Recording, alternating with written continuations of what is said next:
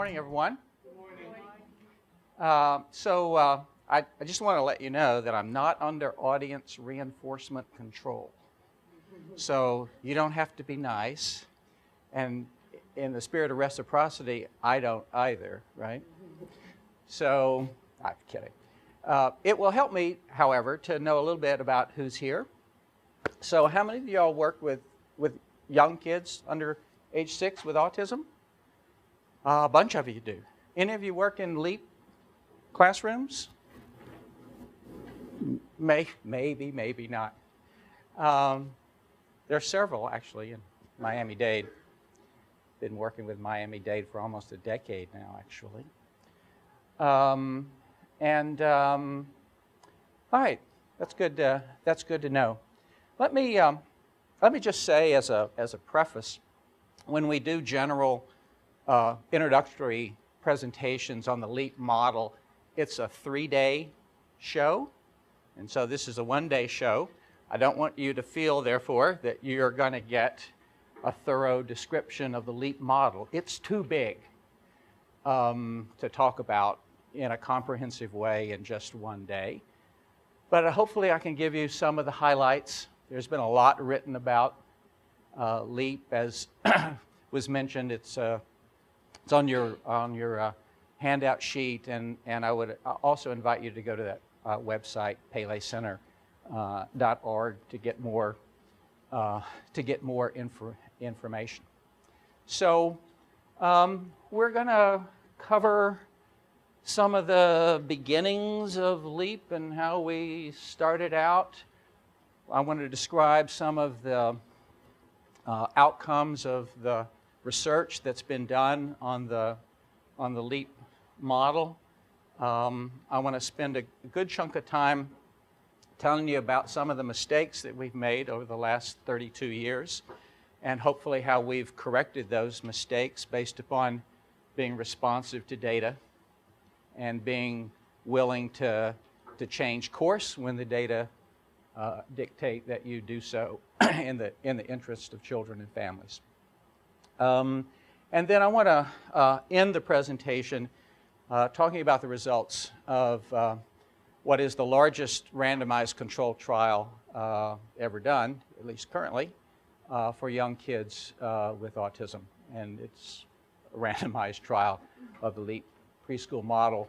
Tell you some of the outcomes of that study. So that's where we're, generally speaking, heading today.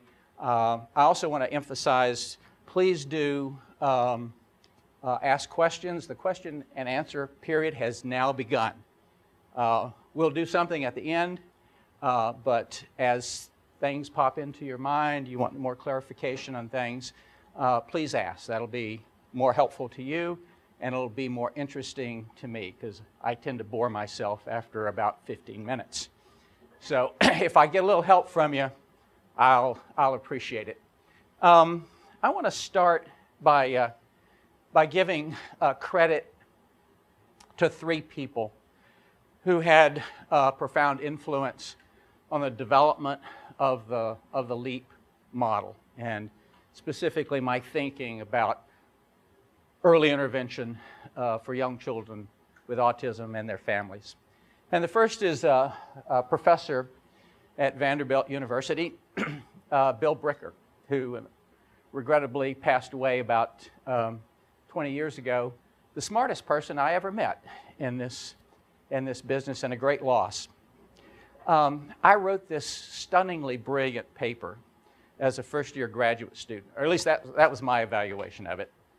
But he gave me a C. And this paper I wrote was a pretty pessimistic view about the long-term life chances of people with significant mental retardation. And after crossing out a bunch of things and writing words on my paper like, "Are you kidding me?" At the end of the paper, he wrote the following: "Only with a perfectly designed intervention is delivered by the perfectly trained personnel can we begin to speculate about the capability of people with disabilities." That's a simple statement, but if you think about it, it's a profound one. Anybody know the perfectly designed intervention? Anybody met the perfectly trained practitioner yet? I haven't.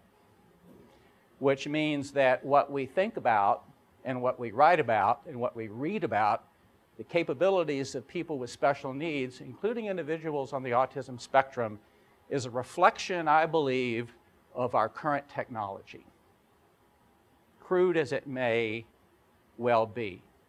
Well, how has that influenced LEAP? Well, it's influenced me and LEAP in the following ways. We are a constantly evolving model. What we did in 1980 doesn't look anything like what we do in 2012. And if we're good social scientists, what we do in 2020 may not look a lot like what we do in 2012. That makes sense to you? So here's another apology, if you will, early on. And that is, this is kind of what we think LEAP should look like right now. But don't hold me to this, ad nauseum, because we reserve the right to change based upon data, ours and other people's, about emerging practices that may be more effective than what we're currently engaged in.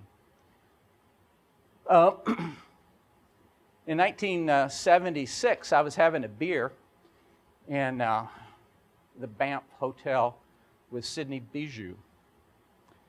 And some of you in psychology are familiar with Bijou's work. He is the godfather of behavior analysis, as well as the godfather, some people might argue, of special education. And Sidney said the following: autism is a social reciprocity issue, nothing more but nothing less. He had only had half a beer at that point. I'd had more, but I wrote it down on a napkin. I had an intuition at the moment that that was something fairly significant. And if you know anything about the LEAP model, it's been sort of our guiding principle. So relatively speaking, compared to other early intervention programs for young kids with autism, we spend more time, energy, effort, resources on influencing children's early peer social relationships. It's not that we ignore language, it's not that we ignore motoric skills, it's not that we ignore functional use of objects, it's not that we ignore blah, blah, blah. But relatively speaking, in the world of early intervention, you always have to make choices. You don't have unlimited resources, do you? You don't have unlimited personnel. You don't have unlimited time. Correct? Give me some. Okay, thank you. And so we're always at a point in time where we're making choices. Some of those are unconscious, admittedly. But we make choices about our priorities. And our priority has been, all things being equal, we're going to spend most of our intervention energy working on children's peer-related social skills. We'll talk about that in great detail this afternoon as to how we go about doing that. And right before we started the LEAP Preschool in 1980 in Pittsburgh, Pennsylvania, that was its birthplace, I had a visit from my good friend Don Baer. And we were talking about the development of this program. And Don said the following: you can't hope to have a successful intervention until you first figure out what you should intervene on. And he had a particular notion as to what we should intervene on, and I shared that notion, and I'll share it with you now. And that is that we're mostly focused on the generalization of children's skill from one teaching setting to real world, real life environments. We're not so interested in how fast you can develop skill X in a rarefied setting, one-on-one with a therapist.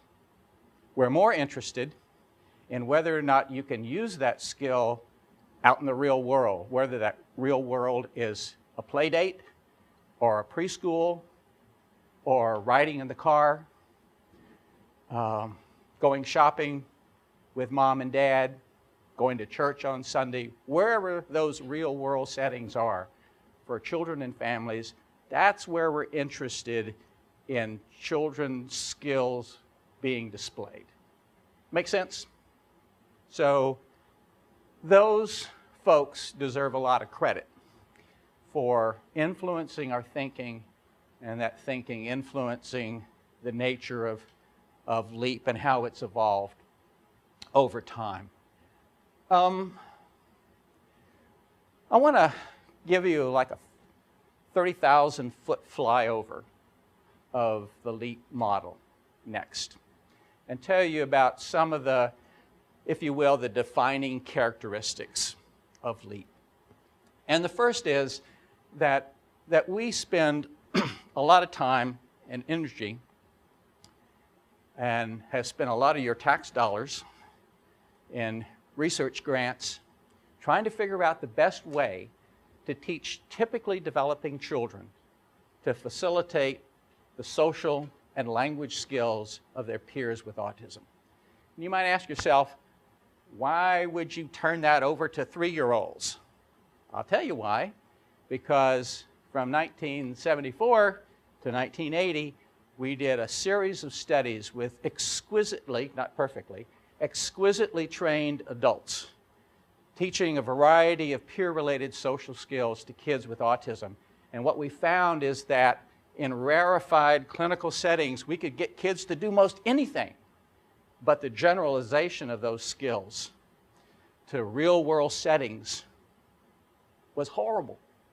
We almost got zip. That was a profound concern. The other issue that sort of led us to peers was that there will never be enough adults on this planet to serve the needs of young kids with autism. You and I are not a plentiful resource in terms of intervention agents, but typical kids are, in fact, a much more plentiful and, as it turns out, cost-effective, and as it turns out in our studies, far more efficacious in terms of producing generalized behavior change in their peers with autism. We also, like everybody else in the early intervention business, do individualized education programs, IEPs, because the LEAP Preschool has always occurred in the context of public education. This doesn't happen at a university setting. We rejected that from the outset because you can't replicate stuff with 43 graduate students, you know, and unlimited sources of money and ancillary personnel. And so we wanted to create LEAP, make sure that it worked in real-world settings. So you're obliged to write these goals. And so our notion is that they ought to be limited number. In well-running LEAP classrooms, individual kids only have 8 to 10 goals at one time. They might have 30 or 40 over the course of a year, but let's face it, there's not enough hours in the day to provide instruction on 43 goals. I say 43 because I just saw an IEP last week that had 43 goals on it. Incredibly stupid. Very comprehensive, but incredibly stupid in terms of believing that you could provide instruction on those. But functional is the key, and here's our definition of functional. We say to ourselves, what's your name? Mimi. Mimi. That's a false name. That's not really her name. Mimi's an alias, AKA. Yeah. So we say to ourselves, when Mimi can accomplish this skill, it will result in a fundamental change in her quality of life. and we ask ourselves in an honest, straightforward way, can we really say that? And if we can't really say that, we say, let's rewrite that objective such that we can honestly say, when you're able to accomplish that, it'll change your life in a fundamental way. And by and large, the objectives that we use are derived from families' request. Now, we certainly coach families towards making developmentally reasonable and logical requests, but we don't spend a lot of time doing fancy assessments, trying to figure out where kids are developmentally. Incidentally, if you tried to do that, you know that's a silly exercise also, especially for young kids with autism, because our technology is such that the only thing we're going to do with standardized assessments is chronically underestimate the capabilities of people with autism. That's not very useful information. So our notion is just start teaching, and you'll find out where kids are developmentally. That's the best approach. Like I think everybody else in the early autism business, we're also convinced that kids with autism need a lot of practice. Unlike a lot of people, we think that that practice has to be embedded in real-world context. And so we spend a lot of time thinking about the preschool day or children's routines that they experience at home and take an objective, turning when your name is called and orienting to the person who called your name. You think that's functional? I do.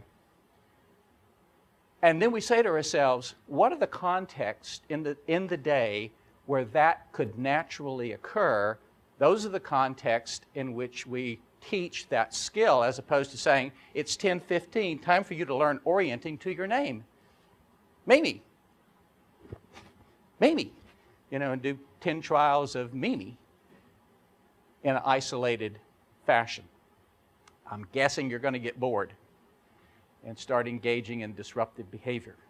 But if I can figure out some context where that's meaningful for you, Mimi, and then, oh, here's your snack, snack time, then maybe we've accomplished two things. We've given Mimi multiple opportunities to respond, and we've figured out a way to stick that into a routine that has meaning for her, meaning in the moment. It's kind of like, any skiers in the group? There's a skier way in the back, another person from the northern climates. So, well, struggle with this example anyhow. Pretend that you know something about skiing. And you're at the top of a ski run, and it's a steep one. And your skis are right over the edge, and the only thing you see is air. It's at that moment that you recall what your instructor said about weighting your skis, right? Prior to that, well, who cares? But it's a salient moment when your life is on the line, like when your snack cookie is on the line and you orient when your name is called. Here's some other characteristics of LEAP. So we use what's called in the special ed vernacular transdisciplinary service. Now, I'm happy to say that we were doing transdisciplinary before there was that word in the vocabulary.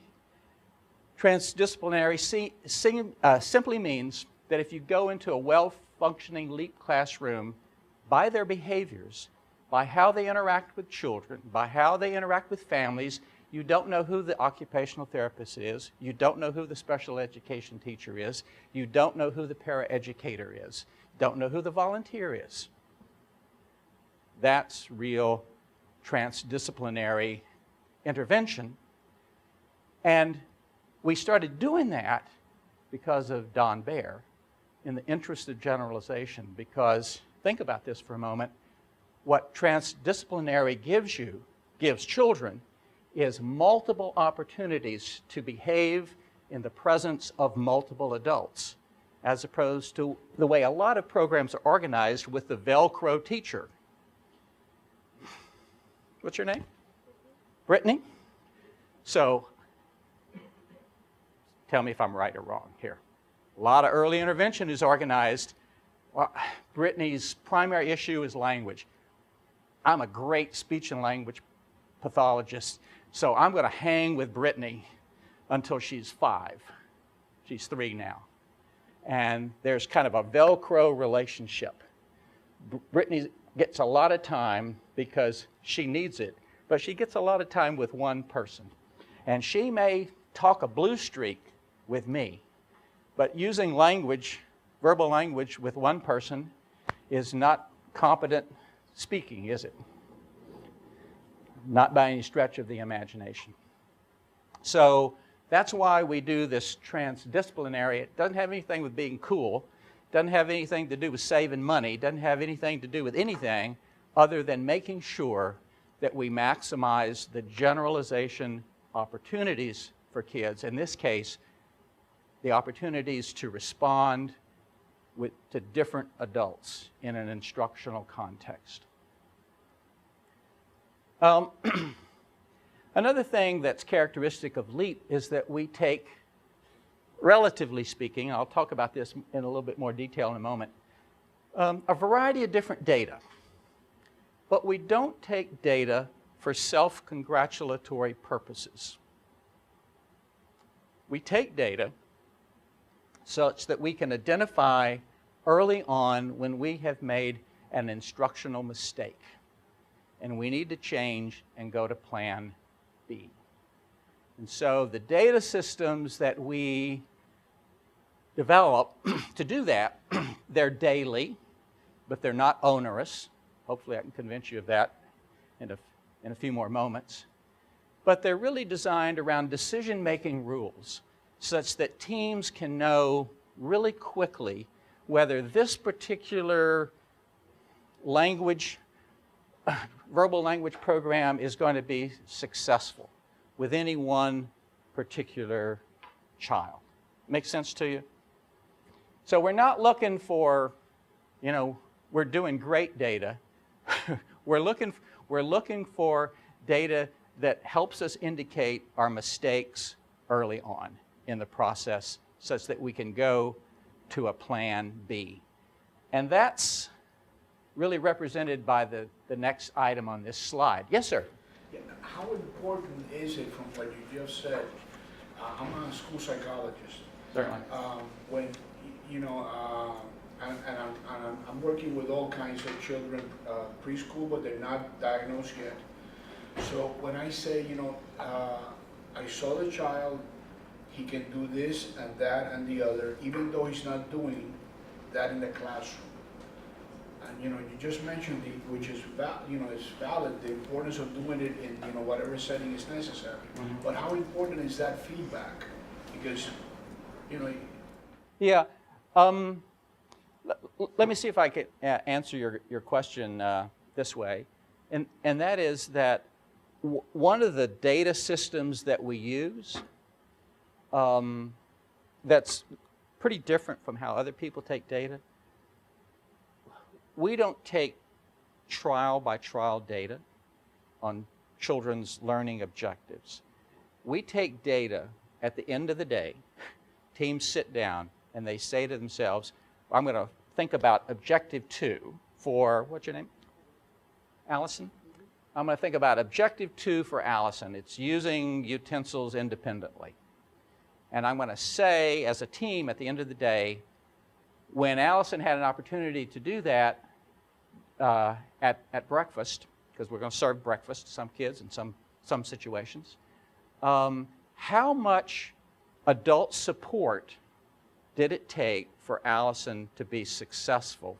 So what we report is, for an objective like that, is on a prompting hierarchy. Did it take a full physical to get her to be successful? Just a partial? A verbal cue? A model? And so to your point, I think the important feedback is Allison can do X as long as you provide her with this level of support. If you don't have that level of support, then Allison doesn't do X. The other thing that I think is important to point out is kind of going to this next item on the slide, is that unlike a lot of models, we use multiple, admittedly they're from a behavioral only research base, but we use a wide variety of evidence-based teaching practices. Not one, not two, not three. These are just examples. They're not the full corpus of interventions that we might use. So we might use picture exchange communication system for kids, and in fact, we pretty much do that across the board. We teach typically developing children to use picture exchange, and we're not interested in children learning an augmentative system in the place of language, but we use that as a prevention for problem behavior, because the primary impetus for problem behavior in young children is a communication deficit. They can't tell you that they're unhappy, except with problem behavior in many cases. They can't tell you that that's noxious stimuli, thank you very much, get that away from me, except with problem behavior. They can't necessarily say, I really like that. They don't have an efficient system of communication, so we want to give kids an efficient system really quickly. We use pivotal response treatment, the Kegel's approach. In some cases, with some behaviors, we use errorless learning, especially teaching motoric skills and functional use of objects. And you might say, how do you decide what to use with what? Well, it's really easy. You look at the literature.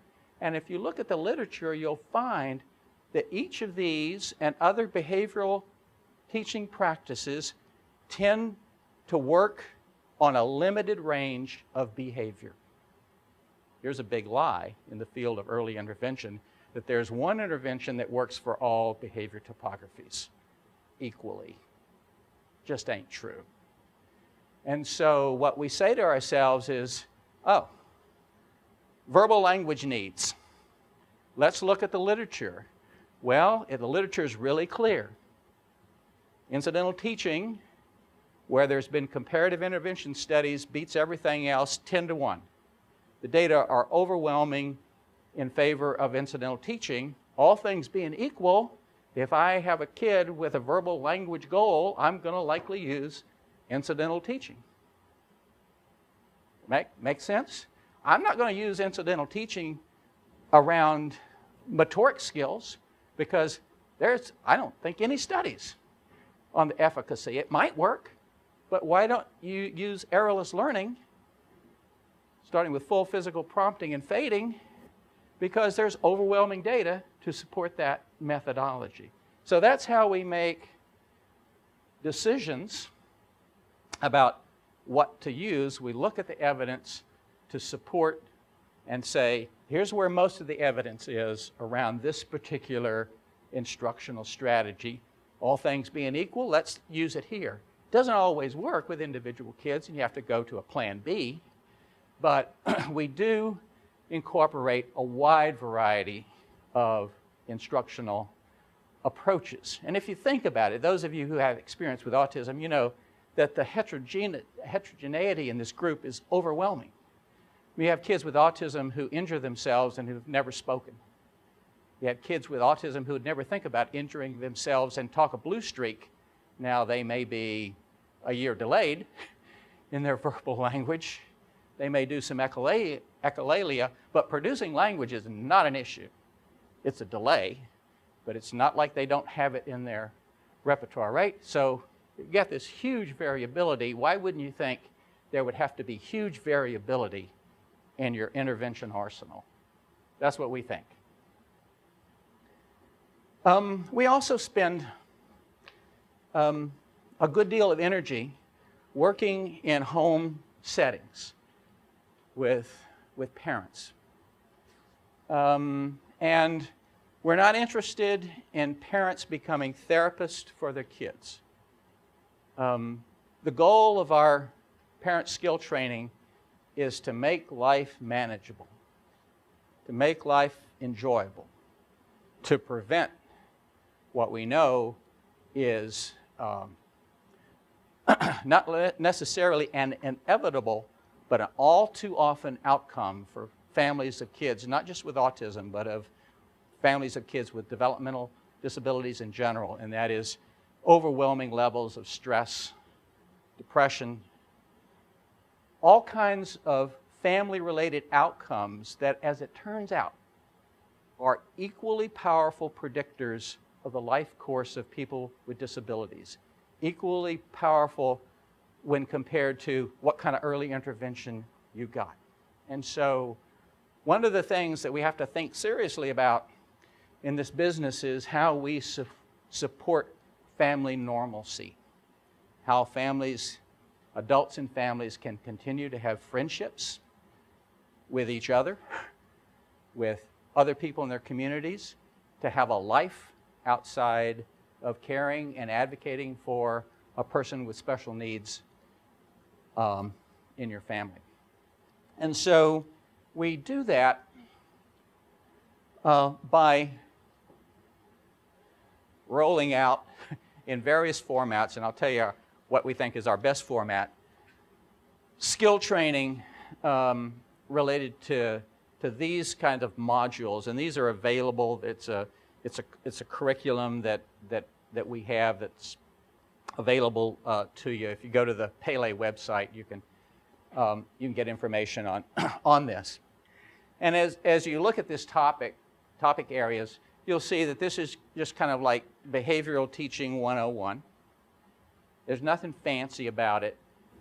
But what's unique is the following. And what we say to people is, to adult family members, tell us the 4 or 5 routines that you experience every day that's causing you the most parenting stress. And when you ask that question, you get answers that are all over the board, but you get some pretty common ones too. It's like waking up in the morning, getting dressed, getting out the door to preschool.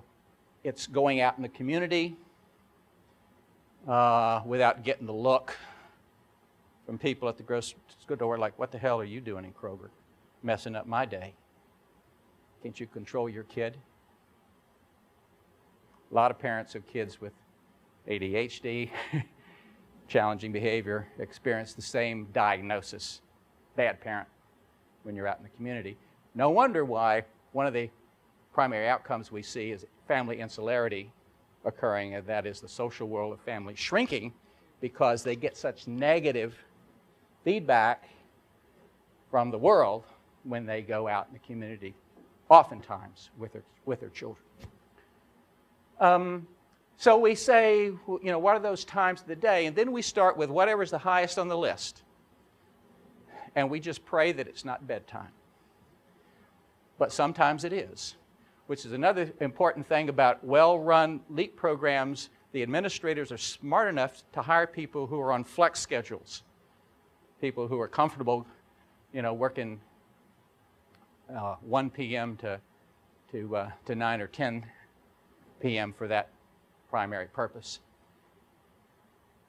And then we coach around specific strategies, and we coach around this kind of content where that content matches the situation. So let me just show you some videos now. And I got a lot of videos throughout the course of the day to kind of show you LEAP in action. So here's just an example of kind of parent coaching. And in this family, one of the frustrations was that she was having to feed her child every meal. And she couldn't do other things. And Mom had as a priority for him to self-feed. And as you look at this video, I would invite you to consider the possibility that he had a perfect strategy for teaching his mom to feed me. He does not have a skill deficit. He has, I'd rather sit back here, you know, kind of like the King Tut, and have my slaves feed me.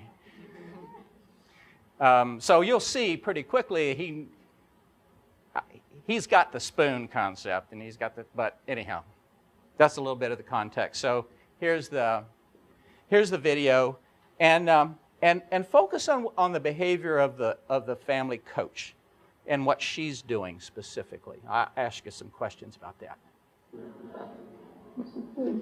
I'm looking for something. It's not too hot, is it?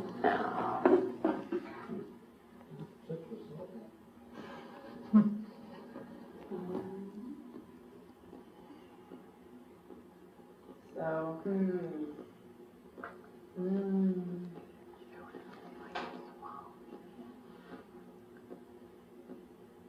you to get them started and then try to let go of it.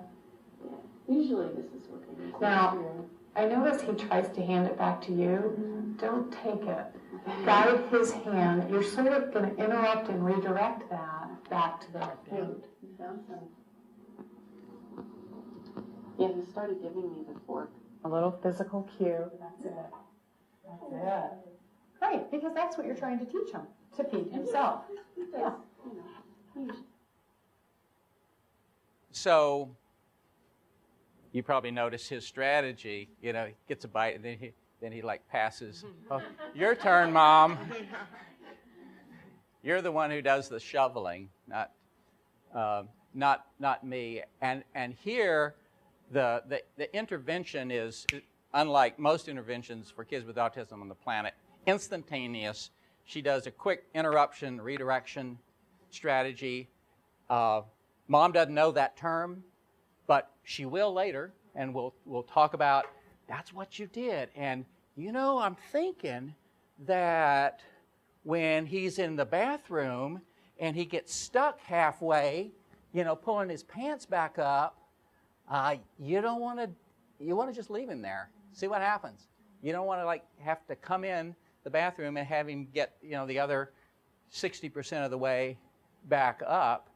And so we'll also cue Mom that, oh, and by the way, you can use similar kind of tactics in other situations. So we sort of build in generalization training for the adults as they go through these routines. What'd you notice about the coach here, her behavior? Anything stand out? Yes? Her observing and then just reflecting, I noticed. Mm-hmm. Mm-hmm. So she's right there. She's right there in the moment, and she is coaching. Do it this way. And let me just say that we are sensitive to differences in adult learning style. Mom was perfectly comfortable, somebody in her face, if you will. If you think about it, it's a little in your face, right? Yeah. Feeding your kid and somebody's telling you how to feed your damn kid. But the point is, she's cool with that. And so we'll have a conversation with families. Here are some ways that we can give you feedback. We can be right there. We can tell you, do it this way. Or we can talk about it later. I'll show you. Would you want me to do it first? She's not interested in a model. She's just, well, let me try it, and you tell me. So I just want to let you know that we are responsive to the different comfort levels that adults have with different kinds of feedback. And you think about yourself, you know, I'm sure there's variations in terms of how you like to get corrective feedback or how you would like to minimize corrective feedback. Right? Let's look at another video. And in this one, there's a language objective. And every once in a while, the magic of videotape occurs. This is a magic moment. This is kids' first intelligible word.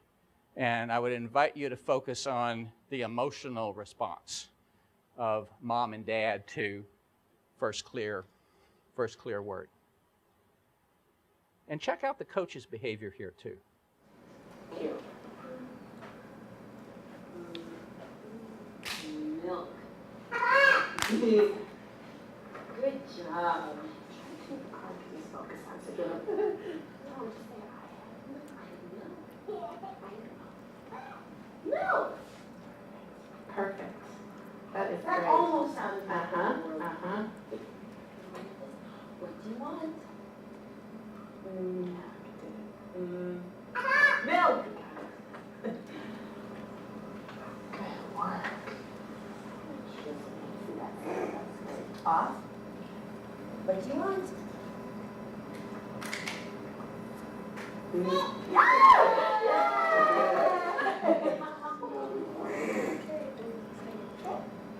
Fish. See, that's really, if you're right now, all of a sudden you're starting to integrate the card and the word. And it's exactly what you Where we want. didn't think you would ever do that, you know, Right.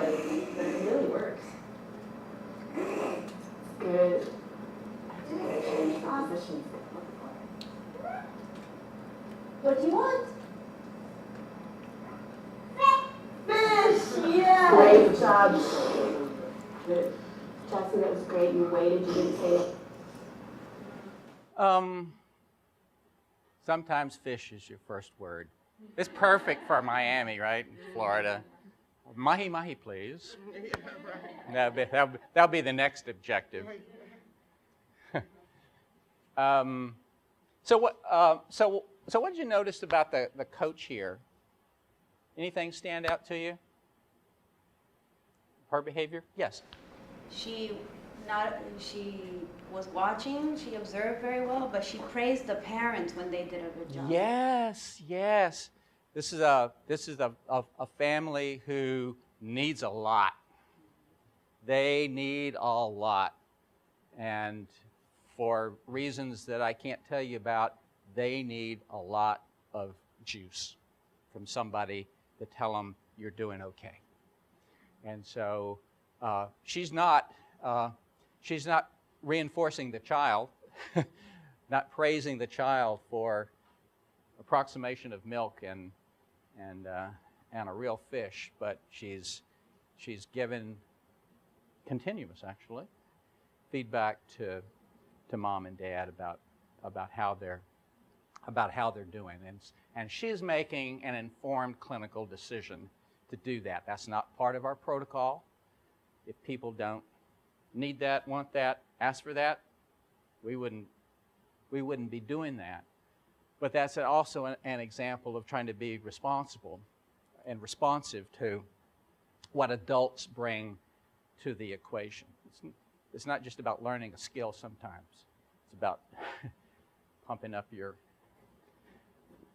ego and your confidence, especially if you've been beaten down for whatever set of circumstances and reasons. So that's just a little bit about the parenting piece. We're in people's homes about 2 hours a week doing this at the beginning of intervention. And usually after about 6 or 8 months, people say, bye-bye. Because most people don't want you hanging around their world, even if they like you. Most people would rather be independent. And we really encourage that as well. And occasionally we get families who, come on back, I need you. No, you don't. We don't say no, you don't. But we are sensitive to the fact that some folks just get reinforced and are coming into their home, maybe their only external to their family adult contact. And in those situations, we try to make sure that people get hooked up or rehooked back into a social world, such that they get kind of natural, if you will, communities of support that Carl Dunst has talked about being so fundamentally important to families. Okay, yes? I'm not sure if you're at this point open to specifics, but I do have one family that they're at opposite ends. The father wants very rigid structure and the mother overcompensates. And the goals or the objectives when I went there was to help the parents come to some Right. understanding of, but it's still so difficult because they're total Yeah, opposite. yeah. You know, of course, you run into that all the time. And sometimes it's not spouses who disagree. Sometimes it's extended family members. Right. He's getting feedback. Grandmother thinks she knows best or whatever. And you know, we are in an interesting position in early intervention in that we have a limited amount of time. And we say to people who are struggling like that something pretty straightforward, and that is you need to stop. And for this purpose, for this time of day, for this setting, you need to agree that we're going to do this because we got maximum 2 years with your son or daughter. We can't be spending 3 months for you to decide who's going to do what, whose way is the highway and whose way is not. And so we're pretty straightforward, folks, saying, you know, we're here to provide your help, but you got to come to this, at least for this moment in time, as a team. Sometimes you have to have an honest conversation with people. And what helps us a lot is that many LEAP programs have hired former parents to do this work. And they have a much more honest set of conversations with people. You know, family comes in saying, I really think we should fly out to Colorado Springs and have my kid, you know, sleep in those hyperbaric chambers, you know, and, you know, I really think that that's the way to go. And these folks will have conversations like most professionals wouldn't. You know, their conversation is something to the effect of, are you insane? You're barely making your mortgage. You're going to fly to Colorado. Where are you going to stay? Where's the data? Come on now. Let's get real. I wasn't trained to have that conversation. Don't know about the rest of you. But these folks have street cred like professionals can never have, and do take that jump and have a tough conversation early on about that. You bet. So, more of the 30,000-foot flyover. So, I promised you I was going to tell you something about the data that we collect, and here it is. So, there's only one piece of data that we ask people to spend their time and energy collecting in real time. And by real time, I mean I'm watching you right now and I'm taking data. All the other data systems are done at the end of the day. They're a retrospective on here's what I judge happened today. Okay? And so on each individual kid with autism in an elite classroom, sometimes there are 3 kids with autism, sometimes 4, hopefully no more. We would not recommend more. We'll take a 5-minute time sample with a really simple binary code. Is he or she engaged in whatever is the appropriate behavior at the moment, or not engaged? And the setting that we'll take that data is the most problematic setting for that child at that moment in time. That makes sense? So if being in a large group circle time is where behavioral earthquakes occur, then that's where we'll take our data. And we simply look at what's the percentage of 10-second intervals that Phil is engaged. And the reason that we ask people to spend their time doing that as opposed to delivering instruction, so we're making a priority call here, right? we're saying this engagement data is important enough to stop other things that you're doing, is that we know from Robin McWilliams' research that children's level of engagement is just the best proxy in the world for developmental progress. So as kids' level of engagement approaches and exceeds 80%, we can predict with great accuracy that they're learning stuff. You can't assess learning on a continuous basis, can you? I don't think so. Doesn't make any sense. You're not going to repeat a battelle every 3 days. I don't think. Hopefully. None of you do that.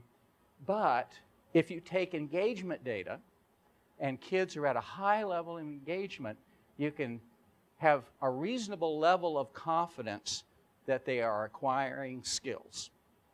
Hopefully you have arranged an environment where they're acquiring functional skills and not silly things. But that's why we decided to collect that engagement data. We think it's a good proxy for making developmental progress.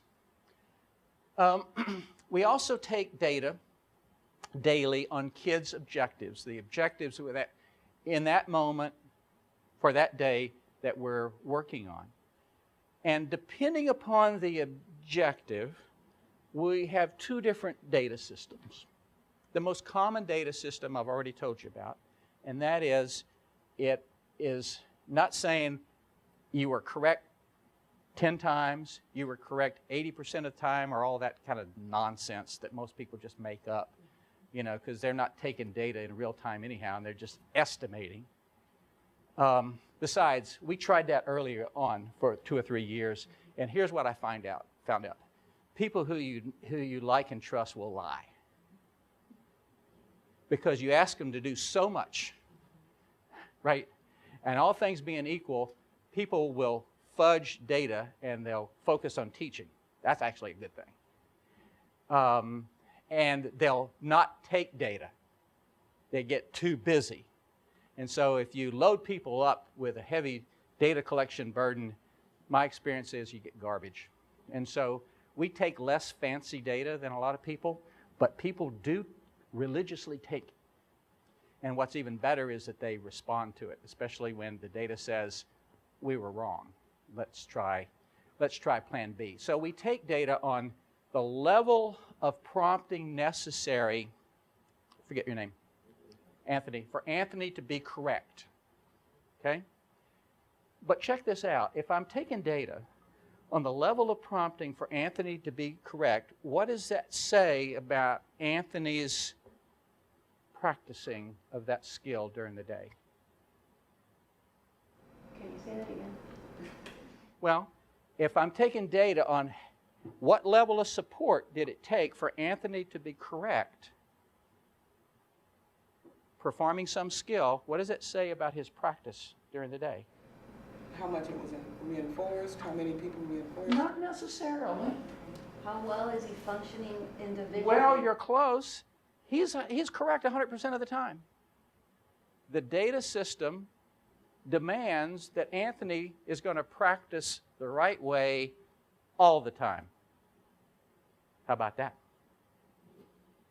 So we figured out a tricky little mechanism such that kids don't practice errors. And one thing we know about kids with autism is they don't learn a lot from making mistakes.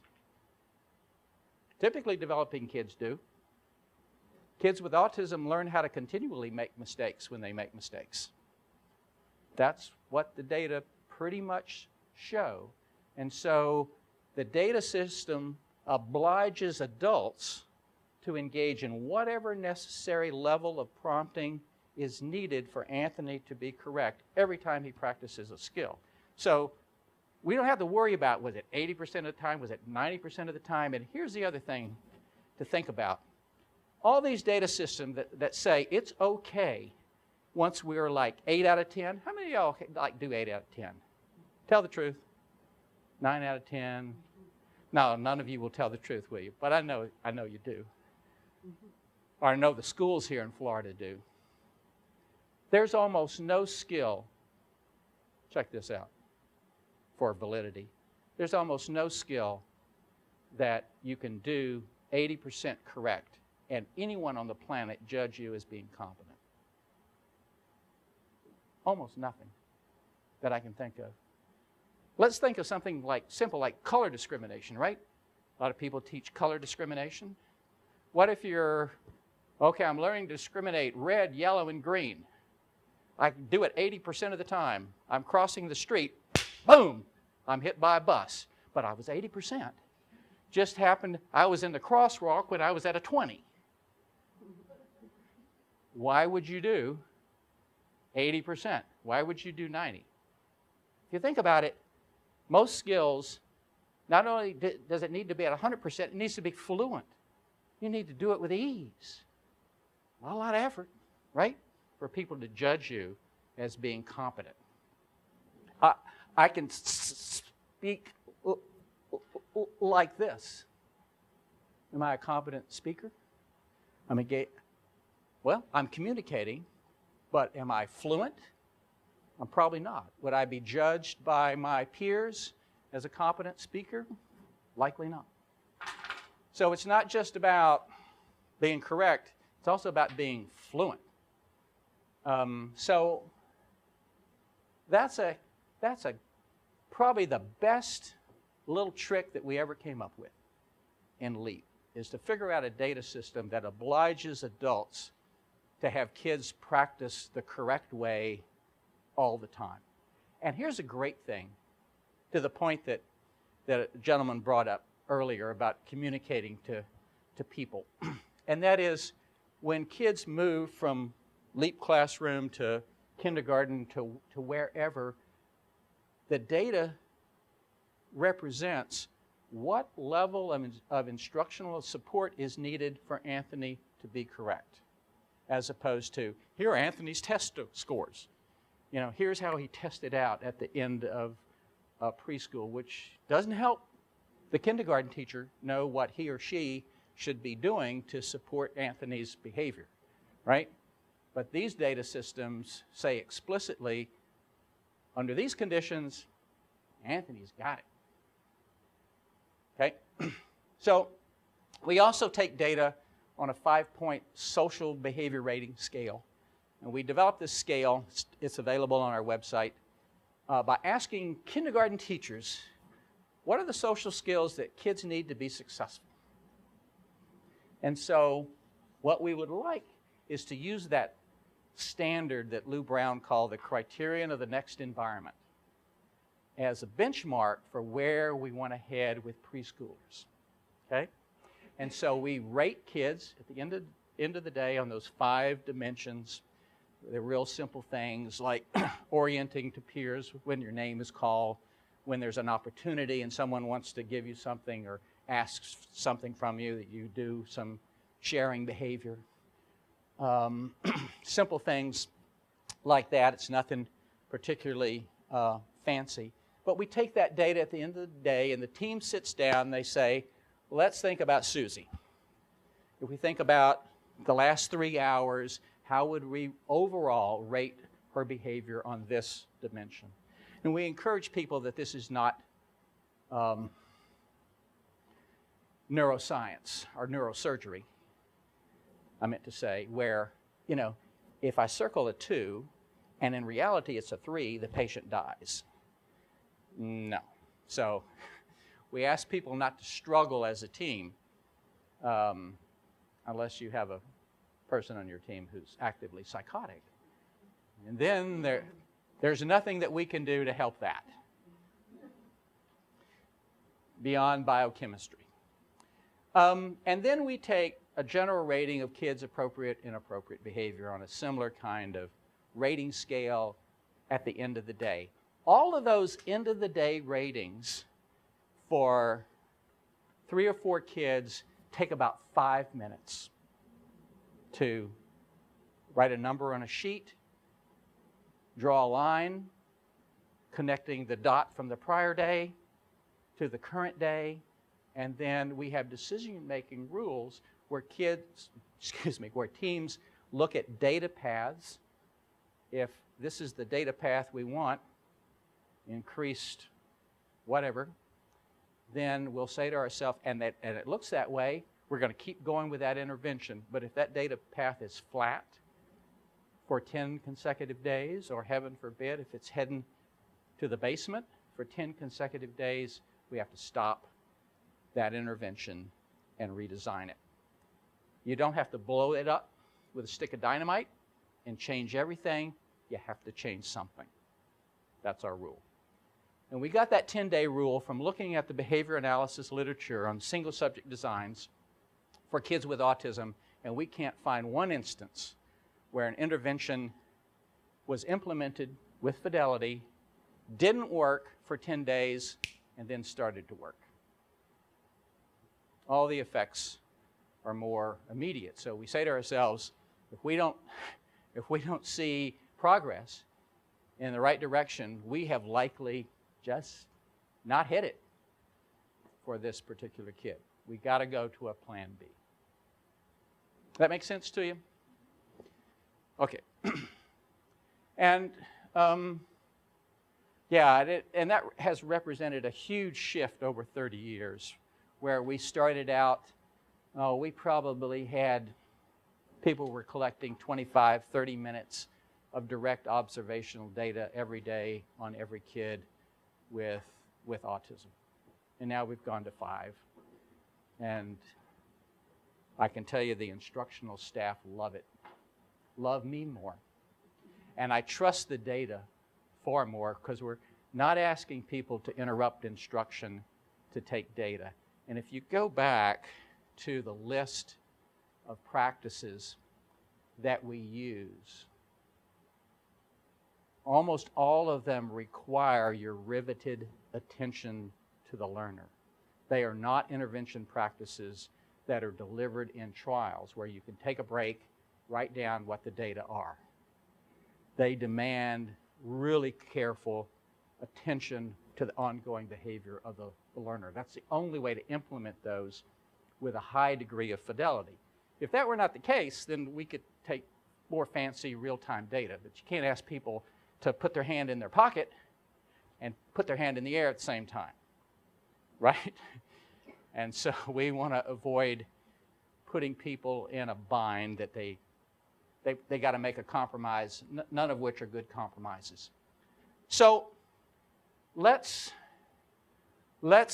get the nasty stuff out of the way right now. Let's deal with some controversy. You ready? So a lot of people in the autism business believe that this following equation is true. The more hours of one-to-one instruction that you get, or specifically that you pay for, that somebody pays for, public education, insurance, Medicaid, Medicare, TRICARE, whatever, that ensures good outcomes. How many of y'all have heard that? How many of y'all have heard one of two specific numbers? 25 hours? How about 40? Y'all have heard of the 40, the 25, da-da-da-da. Well, let me just say that the only time that hours really count is when you're in jail, waiting to get out. I know, because I've been there. It's true. But I was eventually released for illegal conviction, actually. But if you think about it, it's an absurdity on its face. The 40 comes from one study of 17 kids. I don't know. Can you get a representative sample of autism with 17? Probably not. The 25 comes, a lot of people swear by the 25 because, oh my God, the National Academy of Science said that. Well, really? Well, they did, but the backstory is, how did they come up with 25? Well, they took all of the evidence-based interventions, including LEAP, added up the number of hours that each provides divided by the number of intervention programs and came up with 25. Well, if you think that's science, then no, not quite. And if you read the book, right after they say the average is 25, and so you might want to bet on 25, they say, oh, but by the way, we can't find any evidence that more is better within the range of those intervention programs, which range from a low, LEAP being the low, to a high of 40. So that's where 40 comes from. That's where 25 comes from. We do about 17 on average, about 15 in the classroom, 2 at home. The question is, how is 17 possibly equivalent to double that? Well, because there are other factors in the equation that account just as much, if not more, I would argue, than the number of hours somebody's paid to deliver intervention. And so here's LEAP's second major contribution, I think, to the autism world, and that is a more complex formula. And so if you look at the behavioral literature carefully, mostly out of Juniper Gardens Children's Project, what you see, what drives outcomes is not hours, but opportunities to respond. So you can get a lot of opportunities in a short time span. You can get few opportunities in a big time span, correct? The correlation between hours and numbers of opportunities is not a perfect correlation. I would argue that theoretically you can get far more opportunities, but they don't necessarily occur, do they? Just because someone's paid to deliver doesn't mean that they are delivering the actual opportunities. So it's opportunities to respond that are really important. And for example, in LEAP, we program 100 peer social response opportunities every day. It's actually easy to do in a 3-hour day. We're all about maximizing opportunities. We just don't think it takes ad nauseum to get there. It also makes a difference what the functionality of those opportunities are. Right? Don't you think? If you have objectives that you're working on, and you can say to yourself, forget your name, when Brittany learns how to do this, it will change her quality of life in a fundamental way, versus Brittany, touch your nose, Brittany, touch your nose, Brittany, touch your nose, Brittany can touch her nose like a SOB. Good for Brittany. When she's got a runny nose, however, and mom says, Brittany, wipe your nose, does she do it? That would be a functional objective, I think, around nose. I stayed last night at the Mutiny Hotel, which reminds me of nose in another way, which was the cocaine capital of Miami in the late 70s and early 80s. But anyhow, I digress on the subject of nose. You can cut that from the videotape. Or not, depending upon whether you think the viewers have any sense of humor or not, for God's sakes. It was just a joke about Cocaine City. Okay. I notice all of you have the sniffles, too. I'm assuming that that's cold. That's rampant. It also makes a huge difference in terms of the fidelity of the intervention that gets delivered. So you can say, I'm going to give Phil 30 hours of pivotal response training. And I went to a workshop. I went to a 3-hour workshop that Bob Cagle did 4 years ago on pivotal response training. That's how I know how to do pivotal response training. The probability of delivering pivotal response training to a high degree of fidelity is the probability of Castro walking through the door and asking me for a haircut right now. There's a probability, but it's really low. It's just as low. It's just as low as delivering pivotal response treatment in a high fidelity way. And here's what we know about autism interventions. You can't play around with them. You cannot say, I'm going to do a little dab of this. I don't like this part of this protocol. I'm not going to do that. You can do that, but the likelihood of being successful, getting the outcomes that the Kegels get with pivotal response training, will very quickly approach zero. Because we know that precision in delivery of intervention makes a huge difference. A huge difference. And so we spend, I'll tell you about this later, we actually spend more data collection time taking data on adults than we do kids. Because if we know that adults are delivering as we want them to deliver, they'll get the outcomes. If adults don't deliver, it's not going to happen. No matter how well intended, no matter how much they believe in a particular intervention approach, if they don't deliver it in a pristine fashion, it won't happen. Just the way it is. I wish that weren't true. I wish adults could have more latitude. But it's, again, pardon the medical reference, it's a lot like neurosurgery. You want that surgeon to not rock and roll, taking the tumor out. I think I'll cut over here today. I'm feeling a little left. I got the left lobe feeling. I realize the cancer's on the right side, but what the hell? Let's do an experiment. You don't want that. And you don't want that from intervention agents working with kids. It also makes a huge difference about how people perceive the outcomes. In our randomized trial, we spent a lot of money looking at the social validity of outcomes, and that is, do people important in the child's life or people not important in the child's life but important in their future life look at a post video of a child and say, "Why, George, he can talk. That's good. That's good social skills. I think he can make it in my classroom." That makes a huge difference. You can have objectives and kids make progress and people say, "That's not good enough for me." And that makes a huge difference in kids' lives, right?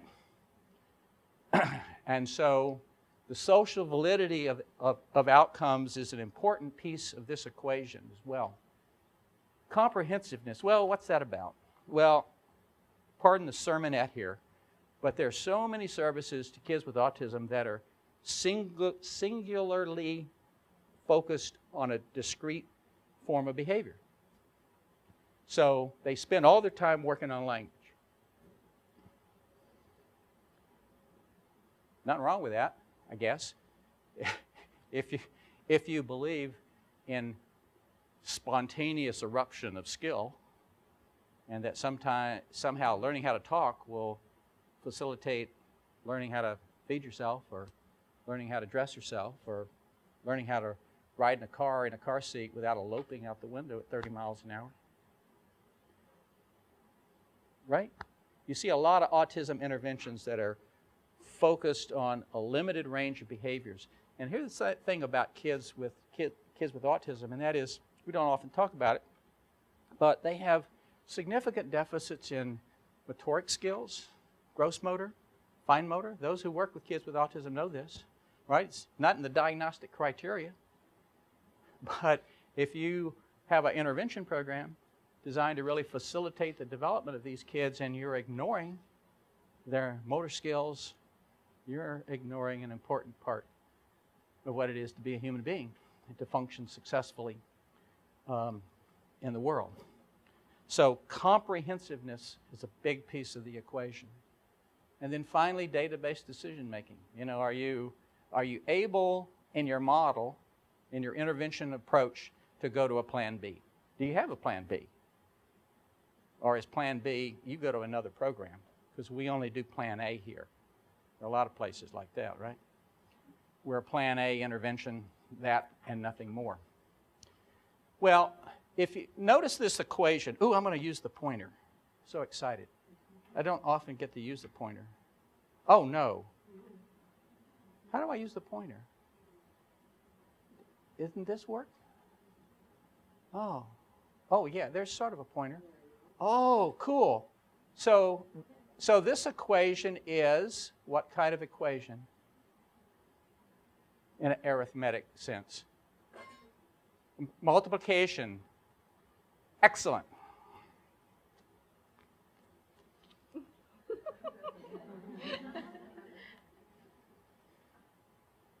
I give money for incredibly insightful responses, knowing that the U.S. is 17th in the world in arithmetic skills. Anybody who can approximate a correct answer in this domain deserves cash. Now, whether or not you can make change with that is another story. We'll work on that later. It's a multiplication equation. Okay, now this is a chance for more money, and but it's harder question, of course. They get harder as you kind of go up. We're going to find what your ceiling is. We know your basal. Let's go to the ceiling. In a multiplication equation, no matter how many factors, if any factor equals 0, the sum equals 0. Sum equals 0. So we had some fun with that, and I lost some money. But I'm making like $10,000 with this, right? Wasn't that my... And champagne in the room and, you know, the swag bag and stuff. Or do I have this confused with... So, yeah, I have it confused with another. That must be at UM.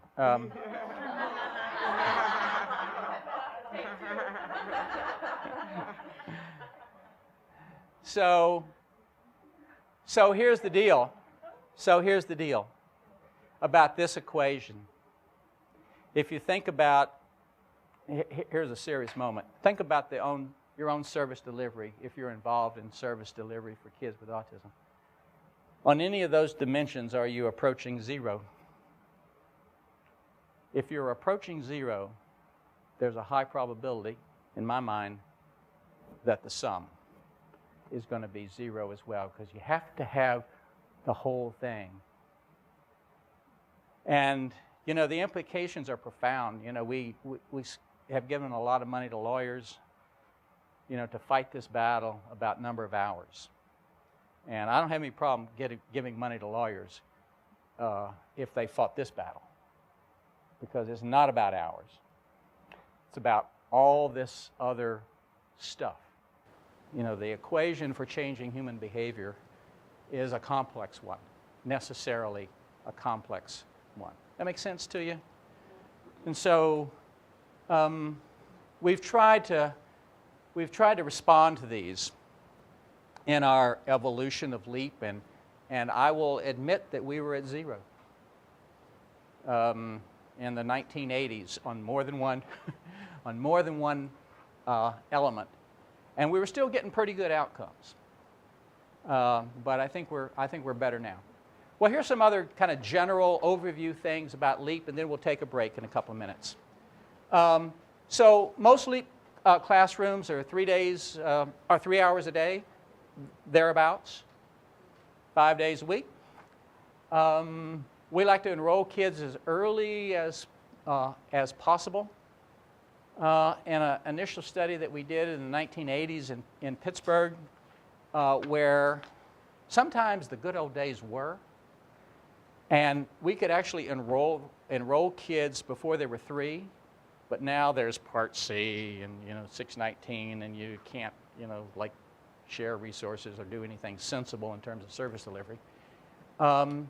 So generally speaking, we're not able to accomplish that, at least by and large. But we found a significant correlation between kids who started under 36 months in terms of their outcomes versus kids who started after their 3rd birthday. And other people have gotten similar kinds of results. So this is a pretty good take it to the bank, because a variety of different intervention models have shown that kids getting enrolled earlier have the best outcomes. I actually think that's not about kids, but probably about families getting support earlier on. We also recommend mixed age classrooms for LEAP. If you look at the developmental literature and the early childhood literature, there's a slight advantage, if you will, to mixed age groupings. If you look at a variety of developmental outcomes, and it makes sense, right? If you have 5-year-olds with 3-year-olds, theoretically the 5-year-olds know more cool things to do than the 3-year-olds. And there's natural tutoring that goes on, if you will, beyond what happens instructionally with adults to kids. And so we try to take advantage of that and encourage mixed age groupings. Co-teaching, what's that about? Well, probably as a generalization, the best LEAP classrooms from an adult standpoint are populated by adults trained in regular early education and folks trained in early childhood special education. As an early childhood special educator, I can talk negatively for a moment and say that we don't generally teach people how to create a very fun early childhood environment. We teach a lot about instructional technology. And that's why that co-teaching arrangement seems to work really well, because regular ed, good teacher prep programs, turn out folks who can create really exciting environments. And one of the things that we've learned in LEAP is that what's exciting for typically developing kids turns on kids with autism as well. So if we can combine the strengths of both disciplines in terms of who's in that classroom and then do that transdisciplinary piece, I'm going to teach you how to do this that I'm real good at, and you're going to hopefully teach me how to do your magic too, then we'll have the best environment. So let's take a break, and we'll see you on the other side here.